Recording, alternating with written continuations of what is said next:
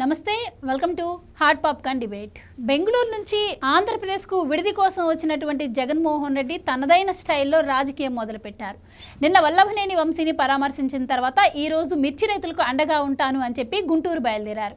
ఇక ముఖ్యంగా ఎన్నికల కోడ్ అమల్లో ఉంది, అక్కడికి వెళ్ళొద్దు అని పోలీసులు హెచ్చరించినా కూడా ఆయన అక్కడికి వెళ్ళి బీభత్సం సృష్టించినటువంటి పరిస్థితి. ఇటు రైతులు కావచ్చు, ఇటు వ్యాపారులు, అలాగే జర్నలిస్టులు కూడా ఈరోజు ఇబ్బంది పడ్డారు అని చెప్పి వార్తలు వస్తున్నాయి. మరి తీరా అక్కడికి వెళ్ళాక ఆయన మిర్చి రైతుల గురించి ఏమైనా మాట్లాడారా అంటే అది లేదు.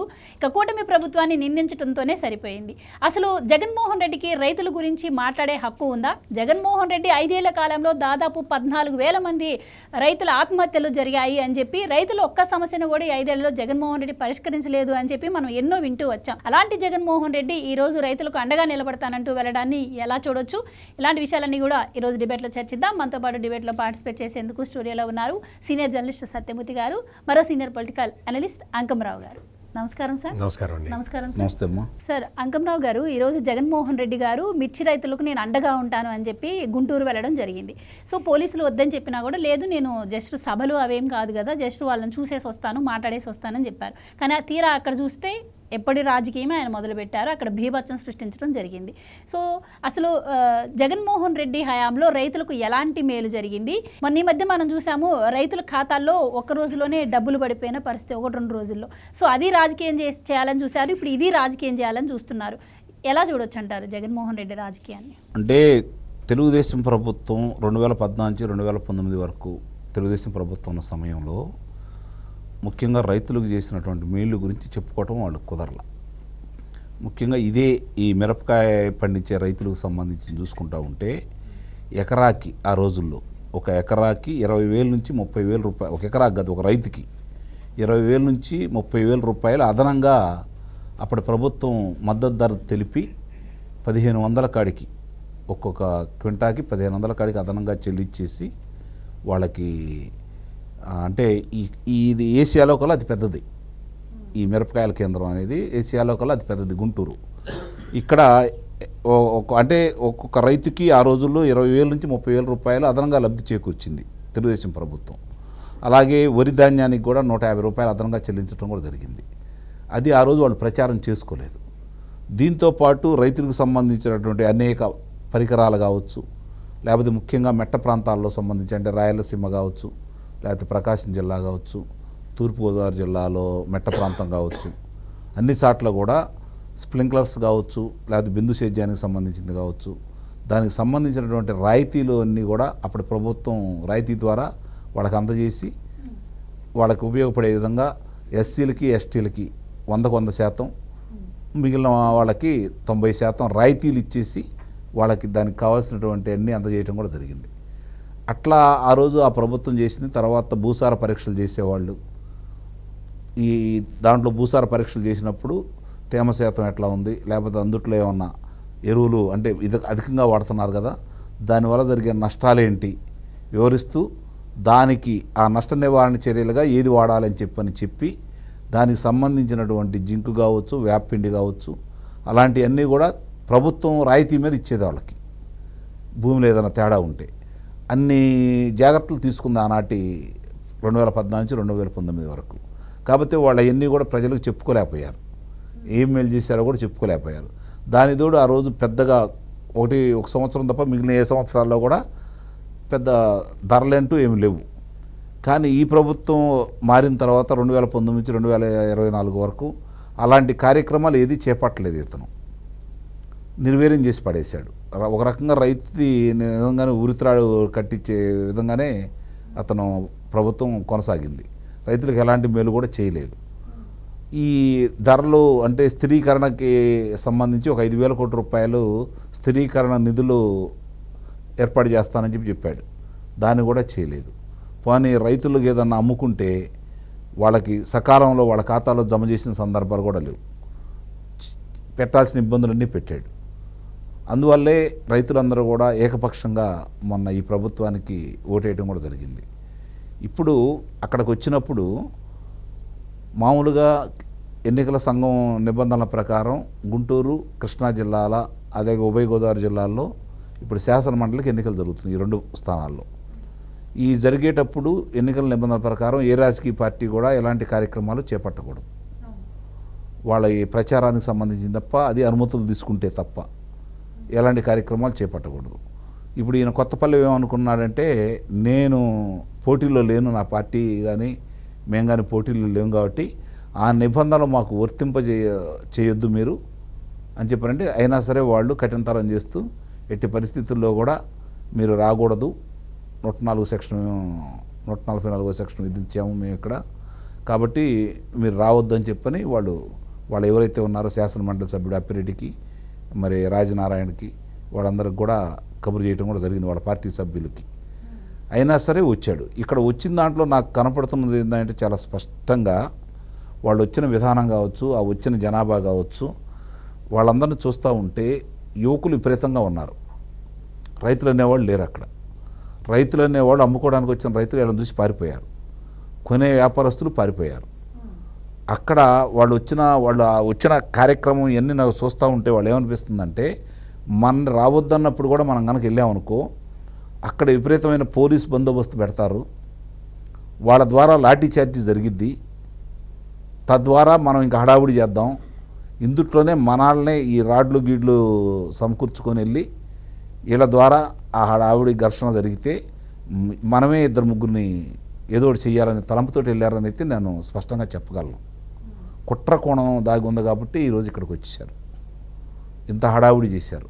మీరు చూడండి ఆ విజువల్స్లో ఎక్కడా కూడా పంచెకట్టుకొని వచ్చిన రైతులు కావచ్చు, లేకపోతే లుంగిల మీద వచ్చిన రైతులు కావచ్చు, ఎవరు లేరు అక్కడ. మొత్తం 25 సంవత్సరాల లోపు పిల్లలు వాళ్ళే జమ అయ్యారు ఎక్కువగా. అక్కడ అడపాదడప ఒకళ్ళిద్దరు కనపడుతున్నారేమో రైతుకు సంబంధించిన వాళ్ళు కూడా ఏంటంటే అక్కడ ఆ కార్యాలయంలో ఉన్నటువంటి రైతులు వాళ్ళు పక్క నుంచొని ఉన్నారు. వీళ్ళు మాత్రం బార్గేట్లు దోసుకొని అదేదో ఒక రాజకీయ పార్టీలా సభలాగా, లేదంటే తిరణాలు జరుగుతుంటే వెళ్తున్నారు చూడండి కోలాహలంగా, అట్లా వెళ్ళారనమాట. పోనీ అక్కడికి వెళ్ళిన తర్వాత రైతుల గురించి ఏమైనా మాట్లాడారా? పెద్దగా అరిశాడు, హడావుడి చేశాడు. నేను ఇట్లా వస్తూ ఉంటే నాకు Z+ కేటగిరీ సెక్యూరిటీ ఉండా కూడా ఇక్కడ పోలీసులు నియమించలేదు అని చెప్పని మాట్లాడటం కూడా జరిగింది. రైతుల సమస్యల గురించి ఆయన మాట్లాడాడు. రైతుల సమస్యల గురించి ఏం తెలుసని మాట్లాడతాడు అతను? నిజంగా ఈరోజు మిరపకాయలు పండించే రైతులకి గిట్టుబాటు కావట్లేదు అనేది వాస్తవం. ఈ ధర కనుక ఉంటే ఎట్లానే కొనసాగితే, ఎందుకంటే ఒక్కొక్క రైతుకి నాకు తెలిసినంత వరకు మామూలుగా పెద్దగా ఎరువులు వాడకుండా, క్రిమిసంహారక మందులు వాడకుండా ఉండే రైతుకి 1,50,000 అవుతున్నాయి ఒక ఎకరా పండించాలంటే, 1,50,000 అవుతున్నాయి. అదే కొంచెం నీరు దూర ప్రాంతంలో నుంచి నీరు అంటే ఇంజన్ల ద్వారా నీళ్లు పెడతా ఉంటారు, అధికంగా క్రిమిసంహారక మందులు ఇప్పుడు ఏంటంటే తెగుళ్ళు రావస్తున్నాయి, ముడత వస్తుంది, దానికి చాలా రకరకాలుగా జబ్బులు వస్తున్నాయి మిరప పంటకి. దానికి క్రిమిసంహారక మందులు చాలా పెద్ద ఎత్తున వాడుతూ ఉన్నారు. ఒక్కొక్కసారి ఒక ఎకరాకి 5,000, 6,000 రూపాయలు అదనంగా మందులు కొని వాడాల్సిన పరిస్థితి కూడా ఏర్పడుతూ ఉంది. ఇవన్నీ చూసుకుంటా ఉంటే ఈ నీరు దూర ప్రాంతం ఉన్న రైతులకి ఎకరాకి 2 నుంచి 2.5 లక్షల రూపాయలు ఖర్చు కూడా అవుతూ ఉంది. ఈ పరిస్థితుల్లో 20 క్వింటాలకు తగ్గకుండా రైతుకి పండితే అది మంచి మిరపకాయలు, దాంట్లో తాలు మిరపకాయలు కూడా వస్తాయి, అవి తీసి పక్కన పడేస్తే మంచి మిరపకాయలు 20 క్వింటాలు తగ్గకుండా కనుక వస్తే, అది కూడా ఓ 15,000 రూపాయలు రేట్లు తగ్గకుండా ఉంటే అధికంగా ఖర్చు పెట్టే రైతుకి దానికి గిట్టుబాటు అవుతాయి. ఎందుకంటే కౌలు కూడా లెక్కేసుకోవాలి కాబట్టి. ఇక్కడ లేదు, మామూలుగా ఉన్న ప్రాంతంలో దానికంటే తక్కువగా ఉంటే నష్టపోతూ ఉంటారు. నిజంగానే రైతులకి ఈ ఇబ్బందులు ఉన్నమాట వాస్తవం. దాని గురించి సక్రమంగా సరైన మార్గంలో నువ్వు వెళ్ళి ప్రభుత్వానికి విన్నవిస్తే, ఇదే మొదటిసారి అయ్యి నువ్వు అధికారంలో లేకుండా గతంలో రైతులకి ఇవన్నీ నువ్వు అధికారంలో ఉన్నప్పుడు రైతులకి సమకూర్చినట్టయితే ఈరోజు వచ్చి నువ్వు మాట్లాడితే నిజంగానే బాగుండేది. ఆ రోజు దీని గురించి ఏమీ నువ్వు పట్టించుకోవాలా. రైతులకు ప్రత్యేకంగా నువ్వంటూ ఏర్పాటు చేసిందంటూ ఏమి లేదు. మరి అది కూడా కేంద్ర ప్రభుత్వం కొనాల్సింది. దాన్ని రాష్ట్ర ప్రభుత్వం మీద ధరలు నిర్ణయించేది కేంద్ర ప్రభుత్వం కదా, వీళ్ళైతే కాదు కదా. ఇప్పటికే 3 పర్యాయాలు చంద్రబాబు నాయుడు గారు కేంద్ర వ్యవసాయ శాఖ మంత్రికి శివరాజ్ చౌహాన్ గారికి రాయటం కూడా జరిగింది. మరి ఇప్పుడు ఈరోజు కూడా ఆయన మళ్ళీ లేఖ రాయటం కూడా జరిగింది. అది కేంద్రం చేయాల్సిన పని ఈరోజు మళ్ళీ రాష్ట్ర ప్రభుత్వం మీద తప్పు చెప్తూ దాని గురించి మాట్లాడటానికి నువ్వు వచ్చావు అంటే నిస్సందేహంగా నా ఉద్దేశం ప్రకారం హడావుడి చేసి ఇంతమంది వస్తున్నాం కదా, కాదని వెళ్తున్నాం కదా, వాళ్ళు మనం చేసినట్టే అక్కడంతా పోలీసులు వలయాన్ని ఏర్పాటు చేసేసి వచ్చిన వాళ్ళు వచ్చేట్టు కొడతారు, దాంట్లో మనం ఏదైనా హడావుడి చేయొచ్చు అని చెప్పని వచ్చాడు. ఇంకొక కారణం కూడా ఉందని అయితే నేను అనుకుంటున్నా. రేపు పొద్దున సమస్యల మీద ప్రజల దగ్గరికి వెళ్దాం అంటున్నాడు కదా, ప్రజలు తిరుగుబాటు చేస్తున్నారని అతనికి అర్థమైపోయింది. వచ్చినప్పుడు ఆ ప్రభుత్వం ఉండగా చేసిన అన్యాయాలు, అక్రమాలు దాని గురించి వాళ్ళు ఎదురు ప్రశ్నించాలని నిర్ణయానికి వచ్చారు. కాబట్టి దీనికంటే కూడా ఇట్లాంటి కార్యక్రమాలు ఏదైనా చేస్తే మామూలుగా వాళ్ళు మా మీద ఎటు అభియోగాలు మోపట్లేదు, ఉండా కూడా మమ్మల్ని కారాగారంలో పెట్టలేదు. కాబట్టి గతంలో 16 నెలలు నేను కారాగారంలో ఉండి బయటకు వచ్చి ప్రజలతో తిరిగాను. ఇప్పుడు కూడా అట్లానే బయటకు లోన తీసుకెళ్తారేమో వీళ్ళు, ఆ విధంగా ప్రయత్నం చేస్తున్నాడేమో అయితే నాకు అనిపిస్తుంది. ప్రజల్లో తిరగడానికి పరదాలు కట్టుకొని తిరగలడు తప్ప ప్రజా సమస్యల గురించి ప్రజల మధ్యకి రాలేడు కదా. ఇప్పుడు ఆ ఉద్దేశంతో కారాగారంలో ఉండటం కోసం ఈ ప్రభుత్వం ఇటు అతను వదిలేస్తుంది. కాబట్టి బలవంతంగానైనా లోనకి వెళ్ళడానికి ప్రయత్నం చేస్తున్నాడేమో అయితే నాకు అనిపిస్తుంది. రైతుల సమస్యల గురించో, రైతుల బాధల గురించో నువ్వు ఆ రోజు రైతులను పరామర్శించడానికి వెళ్ళి, వరద బాధితులను పరామర్శించడానికి వెళ్ళి గ్రీన్ కార్పెట్ వేయించుకొని అక్కడ ఒక స్టేజీ కట్టించుకొని చెరువుకి పొలాలకి దండం పెట్టుకుంటూ రైతుల గురించి మాట్లాడకుండా, ఆ దరిదాపులు కూడా ఊరిని రానియకుండా చుట్టూ బారిగేట్లు కట్టించుకొని వెళ్ళిన నీకు రైతుల సమస్యల గురించి ఏం తెలుస్తాయి, రైతుల పడే ఇబ్బందుల గురించి ఏం తెలుస్తాయి? ఇవన్నీ కూడా దెయ్యాల వేదాలు వల్లించినట్టు సొంతంగానే ఉందే తప్ప రైతుల కోసం, రైతుల గురించి మాట్లాడటానికి వెళ్ళినట్టయితే నాకైతే అనిపించదు. రైట్ సార్, మనం జగన్మోహన్ రెడ్డి గారి హయాంలో విన్నాం రైతుల ఆత్మహత్యల్లో ఆంధ్రప్రదేశ్ 3వ స్థానంలో ఉంది అని చెప్పి. అలాంటిది ఇప్పుడు జగన్మోహన్ రెడ్డి గారు వచ్చి మా హయాంలో మిర్చికి 21 నుంచి 27 వేల వరకు ధర పలికింది, ఇప్పుడు 6 నుంచి 11,000, 18,000 వరకే ఉంది అని చెప్పి మాట్లాడుతున్నారు. సో ఎలా చూడొచ్చు అంటారు సార్ ఆయన వ్యాఖ్యలను? ఆ టైంలో మనం చూసాం ఈ రైతులకు కావాల్సిన యంత్రాలు సమకూర్చలేదని కావచ్చు, అలాగే చాలా కూడా రైతులకు ఇవ్వాల్సినటువంటి డబ్బును కూడా కూటమి ప్రభుత్వం వచ్చిన తర్వాతనే వేసినటువంటి పరిస్థితి. సో అలాంటిది జగన్మోహన్ రెడ్డి గారు ఈరోజు మీడియా ముందుకు వచ్చి రైతుల గురించి మాట్లాడుతున్నారు. మీ అభిప్రాయం ఏంటి? అంటే జగన్మోహన్ రెడ్డికి పాయింట్ నెంబర్ 1 వ్యవసాయం గురించి తెలియదు. వ్యవసాయం గురించి నీకు తెలుసా అని మీరు అడగచ్చు, నాకు తెలుసు. ఇక్కడ జగన్మోహన్ రెడ్డికి తెలియని విషయం ఏంటంటే అసలు మిర్చి మార్కెట్ ఎట్లా ఉంటుంది, మిర్చి డిమాండ్ ఎట్లా ఉంటుంది, మిర్చి రైతు పండించేది ఎట్లా పండిస్తాడు, ఎట్లా వస్తుంది, పంట ఎట్లా వస్తుంది, దాన్ని గవర్నమెంట్ ఎట్లా ప్రొక్యూర్ చేస్తుంది అనే విషయాలు ఏమీ జగన్మోహన్ రెడ్డికి తెలియవు. 1-2 సంవత్సరాలు కొంచెం విదేశీ ఆర్డర్లు బాగా రావటం వల్ల ఒక సంవత్సరం బాగా రేటు బాగా పలికింది, 20,000 వరకు పలికింది, 23,000 దాకా వెళ్ళింది. అది ఎక్స్పోర్ట్ ఆర్డర్స్ బాగా రావటంతో ఆ ఒక్క సంవత్సరం తప్ప మిర్చి రైతుకి చాలా సంవత్సరాలుగా వాళ్ళు పండించిన పంటకి నష్టమే వస్తున్నది. ఇక్కడ జగన్మోహన్ రెడ్డి గురించి చెప్పాలి అంటే జగన్మోహన్ రెడ్డి మిర్చి రైతుకి ఎంఎస్పి డిక్లేర్ చేశాడు. ఎంత తెలుసా? 7,000 రూపాయలు. మీకు కావాలంటే నేను జగన్మోహన్ రెడ్డి 2020 సంవత్సరంలో ఇష్యూ చేసిన జీవోని మీకు కావాలంటే పెడతాను. అది 7,000 రూపాయలు ఇచ్చాడు, మద్దతు ధర 7,000 రూపాయలు ఇచ్చాడు. ఇప్పుడు ఈ పెద్ద మనిషి వచ్చి నీకు మిర్చి రైతుకి 20,000 కావాలి, 30,000 కావాలని చెప్తాడు. నువ్వు అధికారంలో ఉన్నప్పుడు 7,000 ఎందుకు ఇచ్చావు? ఇక్కడ ఏంటి అంటే మిర్చికి ఎంఎస్పి నిర్ణయించాల్సినది కేంద్ర ప్రభుత్వం. కేంద్ర ప్రభుత్వం ఎంఎస్పి తొందరగా నిర్ణయించండి, క్రాప్ వస్తున్నది, స్టార్ట్ అవుతున్నది అని చెప్పి ముఖ్యమంత్రి చంద్రబాబు నాయుడు ఇప్పటికీ 3 సార్లు లెటర్ రాశాడు కేంద్రానికి. ఆ 3 లెటర్లలో కూడా ఆయన అడిగింది ఎంత అంటే 11,500 రూపాయలు ఇవ్వమని చెప్పి అడిగాడు. 11,500 రూపాయలు గిట్టుబాటు ధర వాళ్ళు డిక్లేర్ చేస్తే ఇంకొక కొంత అమౌంట్ ఇంకొక దాన్ని ఒక 13,000 చేసి మిగిలింది గవర్నమెంట్ పెట్టుకొని చేశారు. నేను అదే చెప్పబోతున్నా. 11,500 కన్నా కేంద్ర ప్రభుత్వం ఇవ్వదు, మ్యాక్సిమం అది ఇవ్వగలుగుతుంది. కాబట్టి ఆ మినిమం సపోర్ట్ ప్రైస్ మీరు 11,500 ఇవ్వండి, రాష్ట్ర ప్రభుత్వం మిగిలింది వేసుకొని మిర్చి రైతుకి నష్టం రాకుండా చూస్తాను అని చంద్రబాబు నాయుడు కేంద్ర ప్రభుత్వాన్ని ఇప్పటికి 3 సార్లు అడిగాడు. ఇది మరి ఇంతకుముందు ఎప్పుడైనా చేశారా అంటే చంద్రబాబు నాయుడు ముఖ్యమంత్రిగా ఉన్నప్పుడు 2016-2017 సంవత్సరంలో మిర్చి ధర విపరీతంగా పడిపోయినప్పుడు 130 కోట్ల రూపాయలు ఈ సపోర్ట్ ప్రైస్ రిలీజ్ చేశాడు. సపోర్ట్కి రైతులకి రిలీజ్ చేశాడు. 130 కోట్ల రూపాయలు మిర్చి రైతుల కోసం చంద్రబాబు నాయుడు ఖర్చు పెట్టాడు ముఖ్యమంత్రిగా ఉన్నప్పుడు.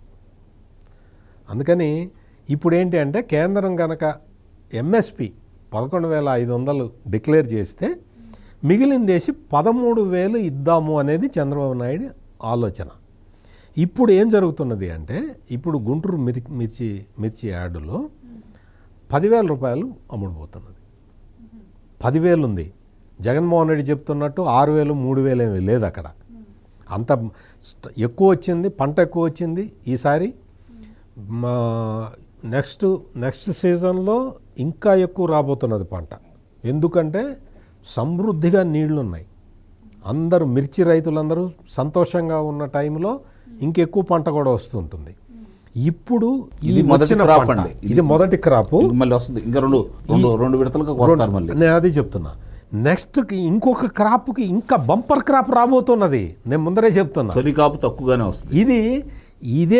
ఇది వచ్చిన తర్వాత ఇక్కడ మనం ముఖ్యంగా గమనించాల్సింది ఏంటంటే రైతుకి పెట్టుబడి పెరిగిపోతున్నది. కాబట్టి పెరిగిపోతున్నది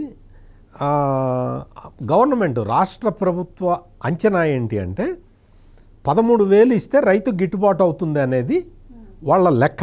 వాళ్ళు శాస్త్రీయంగా వాళ్ళు వేసుకున్న లెక్క. అందుకని 11,500 కేంద్ర ప్రభుత్వం ఇస్తే మిగిలింది రాష్ట్ర ప్రభుత్వం వేసి ఇద్దామని దే ఆర్ వెయిటింగ్. కానీ గుంటూరు మిర్చి యార్డులో 10,000కే పోతున్నది. సో అందుకని 13,000 వస్తే రైతు సంతోషపడి ఉండేవాడు. 10,000 రావటం వల్ల రైతుల్లో అసంతృప్తి ఉన్నది. రైతులు నిరుత్సాహంగా ఉన్నమాట వాస్తవం. అందులో ఎటువంటి సందేహం లేదు. అందులో కవరప్ చేయాల్సిన అవసరం అంతకన్నా లేదు. ఎందుకు అంటే ఈ విషయం రాష్ట్ర ప్రభుత్వానికి చాలా స్పష్టంగా తెలుసు. మిర్చి రైతుకి మనం సపోర్ట్ ప్రైస్ ఇవ్వాలి. సపోర్ట్ ప్రైస్ ఇవ్వాలి అంటే మనం అప్పుడు చెప్పా కదా 16-17లో దాదాపు 130 కోట్లు ఖర్చు పెట్టాం. ఇప్పుడు 200-250 కోట్లు రెడీగా పెట్టుకొని ఉంది రాష్ట్ర ప్రభుత్వం. ఇంత ఆర్థిక సమస్యలు ఉన్నా సరే మిర్చి రైతును కాపాడుకోవాలి. ఎందుకంటే మిర్చి వాణిజ్య పంట. విపరీతంగా రాష్ట్రానికి ఆదాయం వస్తుంది, కేంద్రానికి ఆదాయం వస్తుంది. అందుకని చెప్పి ఈ పంటను ఈ రైతుని బతికించుకోవాలి అని చంద్రబాబు నాయుడికి స్పష్టమైన అవగాహన ఉంది. దాని ప్రకారమే చేస్తున్నాడు. ఆర్థికంగా ఎంత అసలు చాలా క్లిష్ట పరిస్థితుల్లో ఉన్నా కానీ మిర్చి రైతుకి సంబంధించి రిజర్వ్ ఫండ్ తీసి పక్కన పెట్టుకొని ఉన్నాడు ఆయన. కేంద్రం ఆ ఎంఎస్పిని డిక్లేర్ చేస్తే ఇమ్మీడియట్గా ఈ ధరల స్థిరీకరణ నిధి నుంచి మార్కెట్ సపోర్ట్ సిస్టమ్ అసలు ఆ కాన్సెప్ట్ని పెట్టిందే చంద్రబాబు నాయుడు. ఉమ్మడి ఆంధ్రప్రదేశ్లో ఏ రాష్ట్రంలో అప్పటికి అసలు ఈ కాన్సెప్ట్ లేదు. కేంద్ర ప్రభుత్వంలో లేదు. అసలు ఈ కాన్సెప్ట్ని ధరల స్థిరీకరణ నిధి అనే ఒక కాన్సెప్ట్ని తెచ్చిందే చంద్రబాబు నాయుడు. ఏదైనా రైతుకి గిట్టుబాటు ధర రాకపోతే వెంటనే డబ్బులు పంపు చేస్తుంది గవర్నమెంట్. ఆ తక్కువ ధరలో ఉన్న పంటని మార్కెట్ మినిమం సపోర్ట్ ప్రైస్ కొంటుంది.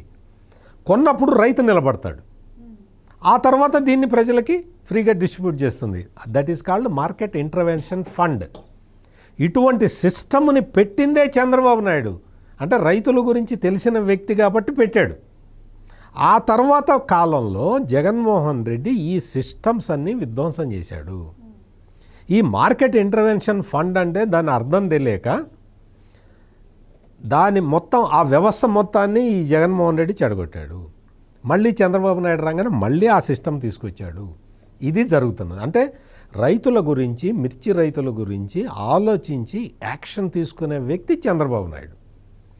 ఆలోచించకుండా లేళ్ల అప్పిరెడ్డి అనే నాయకుడు జగన్మోహన్ రెడ్డి రైట్ హ్యాండ్ అన్నిట్లో, అంటే మొత్తం రాజకీయంగా నేరాల పరంగా అన్నిట్లో రైట్ హ్యాండ్ ఈ లేళ్ల అప్పిరెడ్డి జగన్మోహన్ రెడ్డికే కాదు, వాళ్ళ నాన్న రాజశేఖర రెడ్డికి కూడా రైట్ హ్యాండ్. అప్పుడు యూత్ కాంగ్రెస్లో ఉండేవాడు ఈ లేళ్ల అప్పిరెడ్డి. యూత్ కాంగ్రెస్ అధ్యక్షుడు గుంటూరు జిల్లాకి. అప్పుడు యూత్ కాంగ్రెస్ అధ్యక్షుడిగా ఉండేవాడు ఈ లేళ్ల అప్పిరెడ్డి. ఆయన ఇప్పుడు జగన్మోహన్ రెడ్డికి నమ్మిన బంటు. మనం చూసాం కదా, దళిత ఎంపీ, మాజీ ఎంపీ అనుకోండి, అతన్ని కాలర్ పుచ్చుకొని బయటికి లాగేసి జగన్మోహన్ రెడ్డి కారులో, నందిగం సురేష్ని, దళితుడు అతన్ని కారులో ఎక్కకుండా తోశాడు జగన్ అవతలికి, బయటికి దోసేసి ఎవరిని ఎక్కించుకున్నాడు? రెడ్డి, లేళ్ల అప్పిరెడ్డి. అప్పిరెడ్డి రా, అప్పిరెడ్డి అన్నా రా అన్నా అని చెప్పి కారులో లేళ్ల అప్పిరెడ్డికి స్వాగతం పలికాడు. ఒక దళిత మాజీ ఎంపీని తోసి అవతల పడి రోడ్డు మీద అసలు పడేలాగా తోశాడు. ఇటువంటి జగన్మోహన్ రెడ్డి అక్కడికి వచ్చాడు. వచ్చిన తర్వాత ఈ లేళ్ల అప్పిరెడ్డి ఏం చేశాడు తెలుసా? చాలా పెద్ద ఘనకార్యం చేశాడు. లేళ్ల అప్పిరెడ్డికి ఒక రైట్ హ్యాండ్ ఉంటాడు, పానగంటి చైతన్య అని రైట్ హ్యాండ్ ఉంటాడు. ఈ జగన్మోహన్ రెడ్డి ఒకటి వస్తాడు, క్రౌడు మొత్తం అక్కడే 3,000 మంది రైతులు, మిర్చి రైతులు అక్కడ ఉంటారు. మనం ఒక 100-200 మందిని వేసుకొని మనం పోతే ఈ రైతులందరూ కూడా, రైతులు అమాయకులు, వాళ్ళు ఈ విధ్వంసం చూడలేక పక్కకు జరుగుతారు. మనం మిర్చి ఆ బేళ్ళు కొట్టేద్దామని చెప్పి ప్లాన్ వేసుకొని వెళ్ళారు, కొట్టేశారు. మొత్తం మిర్చి కట్టలు కట్టి ఉంటే అవన్నీ వీళ్ళు ఈ ట్రక్కులు ఉంటాయి కదా, ఈ లేళ్ల అప్పిరెడ్డి మనుషులు వీళ్ళందరూ కలిసి, ఈ పానగంటి చైతన్య అతని మనుషులు వీళ్ళందరూ కలిసి అవి వేసుకొని వెళ్ళిపోయారు. అది సీసీ కెమెరాల్లో రికార్డ్ అయి ఉన్నది. ఇప్పుడు పరామర్శ, మిర్చి రైతుకి ఎంఎస్పి ఇవ్వబోతే ఎట్లా అండి అంటాడు. మిర్చి రైతుకి ఎంఎస్పి ఇద్దాం అన్నీ ఇస్తాం కదా, మార్కెట్ ఇంటర్వెన్షన్ ఫండ్ ఉన్నది, అది పెట్టారు. అంతకుముందు ఆల్రెడీ ఒకసారి ఇదే కెలామిటీ వచ్చినప్పుడు 2016-17లో 130 కోట్లు చంద్రబాబు నాయుడు ఖర్చు పెట్టాడు. చంద్రబాబు నాయుడికి తెలియని సమస్య కాదు ఇది. నువ్వు వచ్చి చెప్పేదేంటి? ఆ బేళ్ళు ఎత్తుపోటు, బస్తాలు ఎత్తుపోవటానికా? మిర్చి ప్యాక్ చేసి ఉంటే అవి ట్రక్కుల్లో వేసి ఎత్తుపోవటానికా? ఎత్తుకుపోయారు. సీసీ కెమెరాల్లో అన్నీ రికార్డ్ అయి ఉన్నాయి. దొంగల్ని దొరుకుతారు. ఇప్పుడు జగన్మోహన్ రెడ్డి ఎక్కడికి వెళ్ళినా దీన్ని బట్టి, అంటే నేను అక్కడ ప్రజలకు ఇచ్చే సలహా ఏంటి అంటే, Jaganmohan Reddy tour programme declare చేయగానే మీ విలువైన ఆస్తులన్నీ మీరు కాపాడుకోండి. ఎందుకంటే జగన్మోహన్ రెడ్డి వస్తాడు, ఒక బ్యాచ్ తోటి వస్తాడు, మీ మీద దండయాత్ర చేస్తాడు.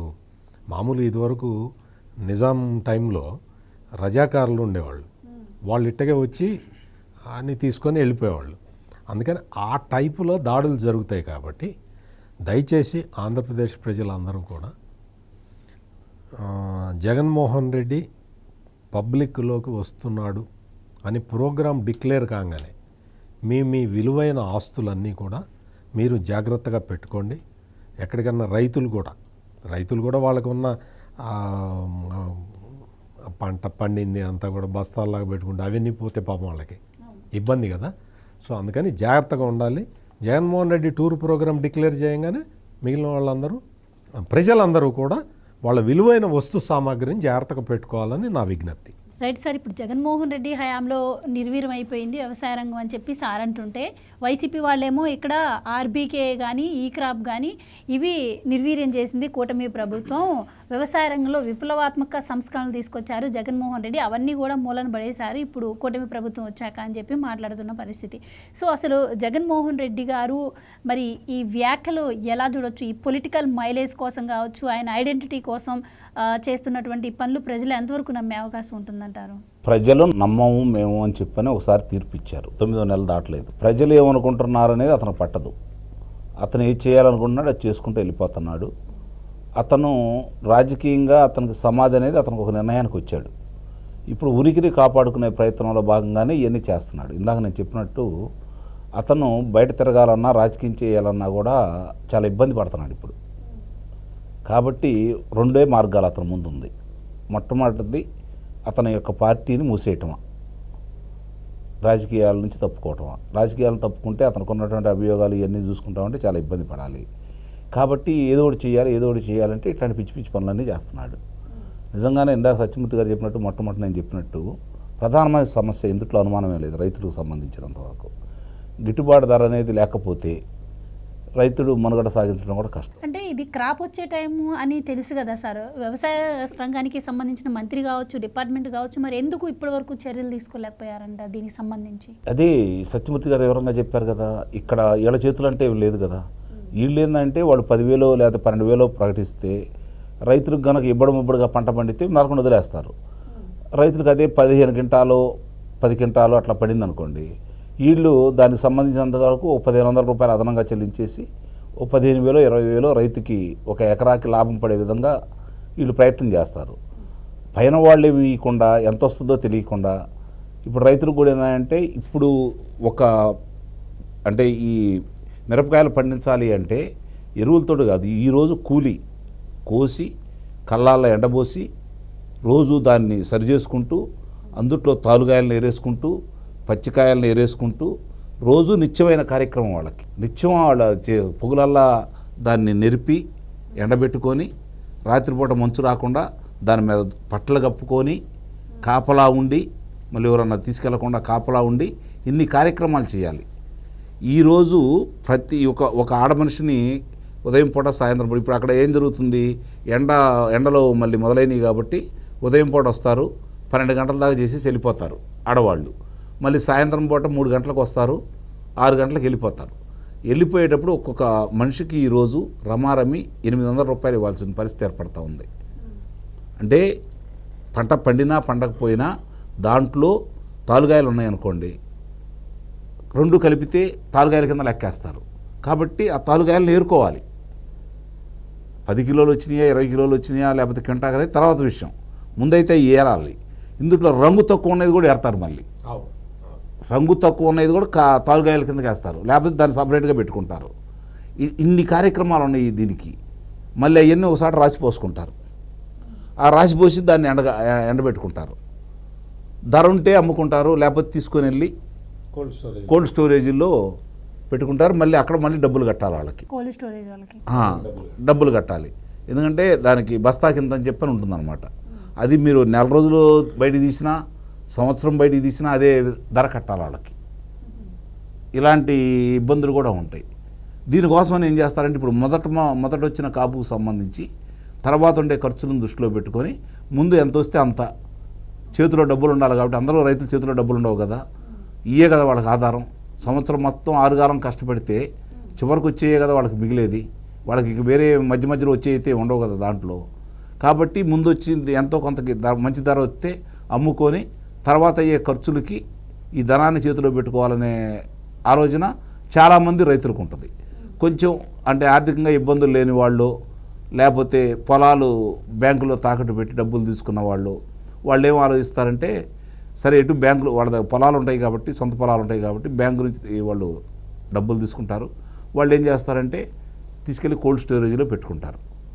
కోల్డ్ స్టోరేజ్లో పెట్టే వాళ్ళు ఉన్న వాళ్ళు ఎవరు మార్కెట్ యార్డ్కి రారు. ఇది గమనించుకోండి మీరు. వాళ్ళు అక్కడికి రారు. అక్కడికి వచ్చిన వాళ్ళందరూ ఎంతో కొంత అమ్ముకోవటానికి వచ్చిన వాళ్ళే. ఎందుకంటే మళ్ళీ అక్కడికి వచ్చి ఆల్రెడీ అప్పులు అవి తీసుకొని ఉంటారు.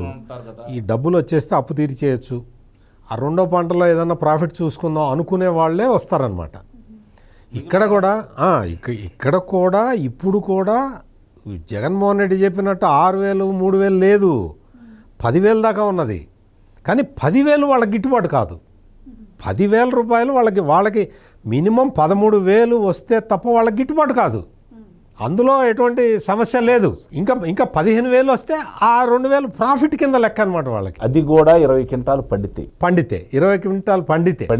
కాబట్టి ఇప్పుడు వచ్చిన వాళ్ళందరూ కూడా ఈ ఖర్చుల కోసం రేపు పొద్దున మరి ఇప్పుడు కూలి వాళ్ళు ఏ రోజుకి ఆ రోజు చేసే ఆడవాళ్ళు మరి వాళ్ళకి ఏ రోజుకి ఆ రోజు చెల్లించాలి. లేదంటే అయిపోయిన తర్వాత ఒక వారానికి అయినా డబ్బులు అయితే ఇవ్వాలి కదా. వాళ్ళు చుట్టూ తిరుగుతూ ఉంటారు కదా. అట్లాగే ఈ పంట వచ్చినప్పుడు ఈ ఆర్థికంగా ఉండాలి ఏమని చేస్తారంటే తీసుకెళ్ళి కోల్డ్ స్టోరేజ్లో పెట్టుకుంటారు. ఇందా నేను చెప్పినట్టు మిగిలిన వాళ్ళందరూ కూడా ఇదే పని అనమాట. అందుకనే అక్కడికి వచ్చిన ప్రతి రైతు కూడా అమ్ముకోవడానికి వచ్చిన రైతే. వాళ్ళకు తెలుసు ఆ రోజు ఎంత ఉంది ధర, వాళ్ళకి తెలిసే వస్తారు అక్కడికి. ఆశ ఏందయ్యా అంటే ఒకళ్ళు వచ్చి వాళ్ళ సరుకు నాణ్యతలో ఉందనుకోండి, దాన్ని ఇంకొంచెం అధిక ధరలు వస్తాయేమో అని చెప్పని ఇంకోళ్ళు వస్తారేమో అని చెప్పని ఉంటుంది. ఇంకోటి వాళ్ళు వేచి చూస్తూ ఉంటారు. ఇంకోటి అక్కడ జరిగే ఇంకో దారుణం అండి. నేను చాలాసార్లు వెళ్ళాను. నేను పండించలేదు కానీ మా సోదరులు సంబంధించి వెళ్తే వస్తారు, ఆ బస్తాని కింద పోయమంటారు కదా, ఆల్చివేది నుంచి పిట్ట కోస్తారు, లాన్ నుంచి తీసి కింద వేస్తారు. అదంతా వేస్ట్, రైతుకి మళ్ళీ కళ్ళ ముందర జరుగుతున్న అన్యాయం అనమాట. వేస్ట్ అవుతుంది. మళ్ళీ వీళ్ళు ఆ రైతులు పాపం కళ్ళ నీళ్ళు పెట్టుకొని అవి తీసుకొని వేసుకొని వీళ్ళు దబ్బడం కట్టుకోవాలన్నమాట. అంటే ఇన్ని ఇబ్బందులు పడి ఇన్ని వేతలు పడి మీరు చూడండి. అంటే ఈ మధ్య కొంత వెలుసుబాటు వచ్చింది కానీ నాకు తెలిసినప్పుడు అప్పుడు ఆ గుంటూరులో మడత మంచాలు ఉండేవి. రైతులు పడి కొనుక్కోవడానికి మడత మంచాలు ఉండేవి. రైతు వచ్చినప్పుడు తెల్లగా మల్లె పువ్వులల్లే బట్టలు వేసుకుని వచ్చేవాడు.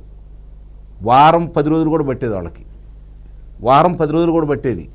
ఏది తీసుకొచ్చిన పంట అమ్ముకోవడానికి అంత ఇబ్బందులు పడేవాళ్ళు. వాళ్ళని చూస్తుంటే ఎంత బాధ వేసిద్దో చెప్పడానికి లేదు. అక్కడ చూసిన వాళ్ళకి తెలిసిద్ది, పండించిన రైతుకు తెలిసిద్ది ఆ బాధ. చివరికి 10 రోజులు 15 రోజులు పట్టేది. ఒక్కోసారి ఎలవల సొలకు అమ్ముకొని వెళ్ళేవాళ్ళు. వీళ్ళ యొక్క అంటే వాళ్ళకున్న ఇబ్బందులను దృష్టిలో పెట్టుకొని వ్యాపారస్తులు కూడా ఆటాడుకుంటారు. వాళ్ళకి తెలుసు ధర వచ్చిందని చెప్పని. అయినా సరే వీళ్ళ అవసరాలకు వచ్చారు కదా, అదే అందరూ కనుక తీసుకెళ్ళి కోల్డ్ స్టోరేజ్లో పెట్టారనుకోండి, వీళ్ళందరూ పరిగెసుకుంటూ అక్కడికి వెళ్తారు. వ్యాపారస్తులు అధిక ధరలు పెడతా ఉంటారు. ఇక్కడ రైతులు వచ్చేసరికి చులకనైపోతారు అన్నమాట. రైతులు వాళ్ళ అవసరాలకు ఎంతైనా అమ్ముతారులే కదని చెప్పని ఈ విధమైన చెప్పి రైతులతో జోదం ఆడుతున్నారు వీళ్ళు. మళ్ళీ రైతు ఒకసారి పంట తెచ్చిన తర్వాత మిర్చి ఆటికి తెచ్చిన తర్వాత మళ్ళీ వెనక్కి తీసుకెళ్ళలేడు కదా. చాలా తక్కువ మంది అమ్ముకోవాలి, చాలా తక్కువ మంది కాదు. అట్లాగే ఇప్పుడంటే కొంతమంది ఆ డబ్బులు కూడా పెట్టుకోలేక, మడత మంచాలకు డబ్బులు పెట్టుకోలేక వాళ్ళు తీసుకొచ్చిన మిర్చి యాడ్ బయట పొనుకునేవాళ్ళు, ఆ కోరులో కూడా బయట పొనుకునేవాళ్ళు రైతులు. మరి నిజంగా ఇవన్నీ చూసిన తర్వాత ఒక రైతుల యొక్క కష్టాలు, వాళ్ళ ఇబ్బందులు చూసిన తర్వాత మానవత్వం ఉండాడు ఎవడైనా సరే వాళ్ళకి నిస్సందేహంగానే మంచి ధర రావాలని కోరుకుంటారు. రైతు బిడ్డ కాబట్టి చంద్రబాబు నాయుడు గారు అవన్నీ ఆలోచించాడు. అందుకని రైతుల గురించి ఆలోచిస్తూ ఉంటాడు మొట్టమొదటి కూడా. రైతులేందే రాజ్యం లేదని చెప్పిన ఎవరైనా చెబుతూ ఉంటారు. కానీ దాన్ని ముందుకొచ్చి చేసేవాళ్ళు ఎవరు? ఆ చేసిన వ్యక్తి చంద్రబాబు నాయుడు గారు. చేసింది కూడా చెప్పుకోలేకపోయారు వాళ్ళు. గతంలో చేసింది కూడా చెప్పుకోలేకపోయారు. ఇప్పుడైనా సరే వీళ్ళు చేసే అసత్య ప్రచారాలు సహజంగానే ఎప్పుడైనా సరే ఏది ముందు ప్రజల్లోకి వెళ్ళిద్ది? దీని గురించే ముందు ప్రజల్లోకి వెళ్ళిద్ది కదా. ఈరోజు చూసిన వాళ్ళకి మనబోటి వాళ్ళు మాట్లాడుకుంటాం. అంతమంది కొన్ని వేల మంది ఉన్నారు అక్కడ. అందుట్లో ఇందాక నేను చెప్పినట్టు లుంగి కట్టుకున్న వాళ్ళు కానీ పంచలు కట్టుకున్న వాళ్ళు కానీ రైతు వారిగా కనపట్టలేదు. సహజంగా నాకు తెలిసినంత వరకు అండి, రైతు అంటే అటు నుంచి వచ్చి పల్నాటి ఏరియా నుంచి ఎక్కువ మంది వాళ్ళే వస్తూ ఉంటారు. ఆ రైతులందరూ కూడా భుజాన కండవా లేని రైతు ఉంటాడండి, టవలన్నా వేసుకొని వచ్చుకుంటున్నాడు. మరి అక్కడికి వచ్చిన వాళ్ళు ఎంతమంది ఉన్నారో చూడాలి కదా. మిగిలిన వాళ్ళందరూ లుంగీలు కట్టుకుంటారు. రైతు వారు ఏం చేస్తారు, ఊళ్ళోంచి బండి వేసుకొని లుంగి కట్టుకొని వాళ్ళు ట్రాక్టర్ మీద వచ్చేవాళ్ళు ట్రాక్టర్ మీద తీసుకొని వస్తారు. మిగిలినవన్నీ మోటార్ సైకిల్ మీద వచ్చేసి ఆడ కూర్చొని ఉదయం పూట వస్తారు, సాయంత్రం వస్తారు. వాళ్ళకు అనుకున్న ధర కనుక వచ్చింది అనుకోండి అమ్మేసుకుంటారు. లేదంటే వాళ్ళకి అర్థమైపోయింది 1-2 రోజులు చూసిన తర్వాత వ్యాపారస్తులు మనతో ఆట ఆడుకుంటున్నారని చెప్పని. అందుట్లో తప్పనిసరి పరిస్థితుల్లో అమ్మేసుకొని వెళ్ళిపోతూ ఉంటారు. ఈ సరుకు బయటకు వెళ్తేనే కదా కొత్తది వచ్చేది అక్కడికి. అందుకనే బయట లారీలు నిలబడి ఉంటాయి. ఇది ఖాళీ అయితేనే కదా వాళ్ళు తీసుకొచ్చి అక్కడ వేసుకునేది. ఈ వేరే వాళ్ళు కొని వీళ్ళు ఎత్తుకొని వెళ్ళారనుకోండి, ఆ ప్రదేశంలో కొత్తగా వచ్చేవాళ్ళు తీసుకొని అక్కడ పెట్టుకుంటారు. అందుకనే రైతులు అక్కడికి వచ్చిన తర్వాత అమ్ముడు బాగాలేదనుకోండి, వాళ్ళు బయట ఆభరణ లారీల్లో ఉంటారు. ఇన్ని ఇబ్బందులు ఉంటాయి అక్కడ. ఏం తెలుసు వీళ్ళందరికీ? ఇదే ఇతని మీద ఎన్ని అభియోగాలు ఉన్నాయి గతంలో లేళ్లాపిరెడ్డి మీద సంబంధించినంత వరకు. మిర్చి యార్డ్లో ఇప్పటికీ లేళ్లాపిరెడ్డి గ్యాంగులు తిరుగుతూనే ఉంటాయి. ఆ గ్యాంగులు మెయింటైన్ చేస్తూనే ఉంటాడు. ఆ లేళ్లాపిరెడ్డిని చూస్తే అందరూ భయపడతారు, రైతులు కూడా భయపడతారు అక్కడికి వెళ్ళటానికి. అటువంటి వ్యక్తిని ఇది పక్కన పెట్టుకొని రైతుల సమస్యలు నేను తీరుస్తా అంటే ఏం తీరుస్తావు నువ్వు? సమస్య నువ్వు క్రియేట్ చేసిన సమస్య క్రియేట్ చేస్తున్నదే నువ్వు. ఇప్పుడు 10,000 రూపాయలు రేటు ఉన్నది, ఏదో వచ్చిన కాడికి తీసుకుందాం. 10,000 రూపాయలు పెట్టి వ్యాపారస్తులు కొనడానికి ముందుకు వచ్చినా కూడా ఇలా మనుషులు కొననివ్వరు. వీళ్ళు చెప్పిన రేటే అక్కడ అమ్ముడు పోవాలి. ఇప్పుడు రైతులకు ఇచ్చే రేటు వేరు, వ్యాపారస్తులు చెప్పే రేటు వేరు, వీళ్ళని బెదిరించి వీళ్ళు అమ్మిచ్చే రేటు వీళ్ళు ఈ గ్యాంగులన్నీ అక్కడ ఉండటం వల్ల రేటు పడిపోతున్నది. అందుకని ఇక్కడ ఏంటి అంటే మొత్తం గవర్నమెంట్ మెషినరీ మొత్తం అక్కడ రెడీగా ఉన్నది. మార్కెట్ ఇంటర్వెన్షన్ ఫండ్ తోటి రెడీగా ఉంది, రైతులకి ఇబ్బంది కలగకుండా చూద్దామని. ఇప్పుడు ఏంటంటే 10,000 దాకా నడుస్తున్నది కదా అన్న ఉద్దేశంలో గవర్నమెంట్ వెయిట్ చేస్తూ ఉన్నది. ఈ లోపల అక్కడి నుంచి కేంద్రం నుంచి కూడా 11,500కి మీ ఎంఎస్పి కనుక రేటు డిక్లేర్ అయిపోతే సెంటర్ నుంచి మిగిలింది వీళ్ళకి ఇచ్చే 13,000 ఇచ్చేస్తారు రైతుకి. ఆ ప్లాన్లో రాష్ట్ర ప్రభుత్వం రెడీగా ఉన్నది, రైతులకు ఇబ్బంది కలగకుండా చూద్దాము అన్న ప్లాన్లో ఉన్నప్పుడు ఆ రైతులకి మేలు జరిగే విధానం మొత్తాన్ని చెడగొట్టడానికి ఈ లేళ్ల అప్పిరెడ్డితో కలిసి జగన్మోహన్ రెడ్డి వచ్చి ఈ నాటకం ఆడుతున్నాడు. మిర్చి యార్డును మొత్తం ఇక్కడ ఇప్పుడు వెళ్ళి చూడండి, జగన్మోహన్ రెడ్డి వచ్చి వెళ్ళిన తర్వాత అక్కడ అప్పటి వరకు రైతులు సిస్టమేటిక్గా ఉన్నారు, అక్కడ పద్ధతి ప్రకారం ఉన్నారు. వాళ్ళకి ఎంత బాధగా ఉన్నా కానీ ఓపికతోటి వెయిట్ చేస్తూ ఉన్నారు. ఈ రోజున మొత్తం అక్కడ ఉన్న స్టాక్ మొత్తాన్ని ధ్వంసం చేసి వచ్చారు వీళ్ళు. ఈ అల్లరి మొక్కలు ప్రతి ప్రభుత్వం కూడా మా ప్రభుత్వం రైతులకు న్యాయం చేసామని చెప్పుకుంటూ ఉంటారు. ఇప్పుడు రాజకీయాలు ఎలా ఉన్నా, జగన్మోహన్ రెడ్డి గారి పరామర్శ ఎలా ఉన్నా కూడా కేంద్రం కూడా కొంచెం చొరవ చూపాలంటారా? ఇప్పుడు ఖచ్చితంగా కేంద్రం ఎటు చెప్తుందమ్మా, నేను అందులో డౌటే లేదు. కేంద్ర బాధ్యత అది, తప్పకుండా కేంద్రం చెప్తూ ఉంది. ఈసారి ఏంటి అంటే సీజన్ ముందరకు వచ్చింది, కొంత ముందర అడ్వాన్స్ సీజన్ అయింది. అందుకని ఇంత స్టాకు ఈ సీజన్లో రాదు, ఇప్పుడే రాదు. అందుకోసం కూడా కొంచెం ఎంఎస్పి ప్రకటనలో కొంచెం జాప్యం జరిగింది. ఇప్పుడు నేను మీకు చెప్పాను 2016-17లో చంద్రబాబు నాయుడు ప్రభుత్వం 130 కోట్లు మార్కెట్ ఇంటర్వెన్షన్ ఫండ్ నుంచి మిర్చి రైతులకు ఖర్చు పెట్టింది అని చెప్పా. ఈ విషయం ఎంతమందికి తెలుసు? అంటే గవర్నమెంట్ చంద్రబాబు ప్రభుత్వం రెడీగా ఉంది, మిర్చి రైతులను ఆదుకోవటానికి రెడీగా ఉంది. ఇక్కడ జరుగుతున్న అంటే కొంచెం జాప్యం జరిగిన మాట వాస్తవం, దాంతో రైతులకి ఇబ్బంది కలిగిన మాట వాస్తవం. రైతులకి ఈ 10,000 ఇప్పుడున్న 10,000 గిట్టుబాటు కాదు, డౌటే లేదు అందులో. వాళ్ళకి కనీసం 13,000 రావాలి. ఇది మొత్తం అక్కడ ఈ లేళ్లాపిరెడ్డి గ్యాంగులకి అంతా తెలిసి ఈ వ్యవహారం అంతా.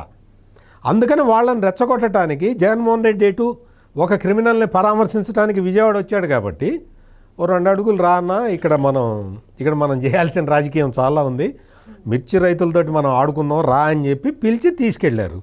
ఇది జరిగింది. మిర్చి రైతులు ఆందోళన చెందాల్సిన అవసరం లేదు. వాళ్ళకి గిట్టుబాటు ధర ఇప్పించటానికి రాష్ట్ర ప్రభుత్వం ప్రయత్నం చేస్తుంది, కేంద్రం కూడా నిద్రపోవట్లేదు. ఇది సీజన్లో తొందరగా ఎర్లీగా వచ్చింది క్రాపు, ఎవరు ఊహించని విధంగా. అందువల్ల ఎక్కడ అసలు మీకు జగన్మోహన్ రెడ్డి వెళ్ళకపోయినట్టయితే రైతులకి ఆటోమేటిక్గా ఎంఎస్పి ఇవాళ రేపు వచ్చేది మార్కెట్ ఇంటర్వెన్షన్. అది కనుక గిట్టుబాటు కానీ రేటు వస్తే దాన్ని ఆదుకోవటానికని రాష్ట్ర ప్రభుత్వం ముందరకు వచ్చేది. మొత్తం అసలు ఆ సమస్య తెలిసేది కాదు బయటికి. అంటే రైతులు సంతోషంగా తమ పంటని అమ్ముకొని వెళ్ళిపోయేవాళ్ళు. ఇప్పుడు జగన్మోహన్ రెడ్డి వచ్చి చేసిన అల్లరితోటి చంద్రబాబు నాయుడు ఏం చేస్తున్నాడో ప్రజలందరికీ అర్థమయ్యేలాగా ఇప్పుడు మొత్తం రాష్ట్ర ప్రభుత్వం కూడా చెప్తూ ఉన్నది. అందుకని ఇక్కడ మొత్తం రైతులందరికీ కూడా రైతుల పక్షాన రైతుల కోసం చంద్రబాబు నాయుడు ప్రభుత్వం గతంలో ఏం చేసింది, ఇప్పుడు ఏం చేస్తుందని అనే విషయాలన్నీ కూడా ఇప్పుడు బహిర్గతమైనాయి. అంటే ఎవడన్నా విలన్ ఉంటే కదా హీరో విలువ తెలిసేది. విలనే లేకపోతే హీరో ఎంత మంచి పని చేసినా ఎవడు పట్టించుకుంటాడు. అందుకని జగన్మోహన్ రెడ్డి లాంటి విలన్ ఉండటం చంద్రబాబు నాయుడు లాంటి హీరోకి చాలా అవసరం. Right sir, thank you so much sir. నమస్కారం. ఇది వాటి డిబేట్. మరో డిబేట్తో మళ్ళీ కలుద్దాం. Keep watching.